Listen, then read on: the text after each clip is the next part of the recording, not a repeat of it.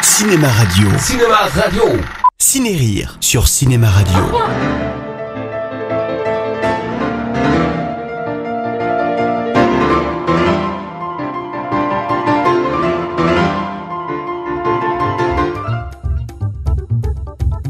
Bonjour, bienvenue dans la version vidéo de Ciné-Rire. Le cinéma muet faisant intégralement partie du genre comique, il m'a semblé indispensable de joindre l'image à la parole. Aujourd'hui, je vais évoquer l'œuvre d'un des plus grands génies de la comédie, Buster Keaton. Si Charlie Chaplin, son éternel concurrent, représente le cœur du comique visuel, Keaton, lui, représente le cerveau. Pas de larmes ni de pathos chez lui, que des gags fignolés de façon quasiment scientifique. Il avait le génie du cadrage et une façon inimitable de créer sa mise en scène autour des gags. Il était prêt à risquer sa vie pour élaborer ses immenses trouvailles visuelles. Et je rappelle qu'à l'époque de l'âge d'or du comique muet, les conditions de sécurité sur les tournages étaient réduites au minimum. De ce fait, pour repousser les limites de son art, et surtout pour faire rire les spectateurs, il inventa de nombreuses techniques cinématographiques qui servent encore aujourd'hui, ce qui fait de lui l'un des réalisateurs les plus importants de l'histoire du cinéma. Keaton est né en 1895, l'année de la naissance du cinéma, ça ne s'invente pas. Il a débuté sa carrière à Hollywood en tant qu'acteur dans les films de la star comique des années 1915-1920, Fatty Arbuckle. Star qui termina sa carrière en étant accusé d'avoir tué une prostituée. Puis il réalisa une cinquantaine de courts-métrages muets regorgeant de moments mémorables. Mais c'est entre 1923 et 1928 qu'il réalisa une dizaine de longs métrages où l'on peut dire que son art était à son apogée. On peut citer Les Trois Âges,